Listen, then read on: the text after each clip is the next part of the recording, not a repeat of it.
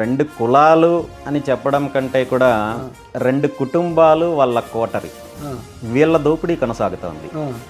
ఇటు వైఎస్ఆర్ కాంగ్రెస్ పార్టీ తీసుకుంటే జగన్మోహన్ రెడ్డి వాళ్ళ ఫ్యామిలీ వాళ్ళ కోటరి, అదేవిధంగా చంద్రబాబు నాయుడు గారు తీసుకుంటే చంద్రబాబు నాయుడు గారు వాళ్ళ ఫ్యామిలీ వాళ్ళ కోటరి.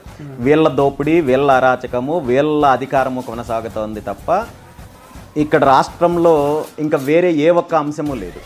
మీరన్నట్టు గతంలో అయితే ఆల్టర్నేటివ్ లేకపోవడం వల్ల కావచ్చు, నాయకత్వం లేకపోవడం వల్ల కావచ్చు, ఆ పార్టీ కాకుంటే ఈ పార్టీ, ఈ పార్టీ కాకుంటే ఆ పార్టీ అని 5 సంవత్సరాలు అటు 5 సంవత్సరాలు ఇటు వెళ్ళే పరిస్థితి వచ్చింది తప్ప రాష్ట్ర ప్రజల్లో అన్ని వర్గాలలో చాలా స్పష్టమైన ఆలోచన ఉంది, చాలా స్పష్టమైన అవగాహన ఉంది. ఈ ఇద్దరు కూడా దోపిడీదారులే, ఈ ఇద్దరి వల్ల రాష్ట్రానికి ఏమీ జరగదు అనేది చాలా స్పష్టంగా ఉంది.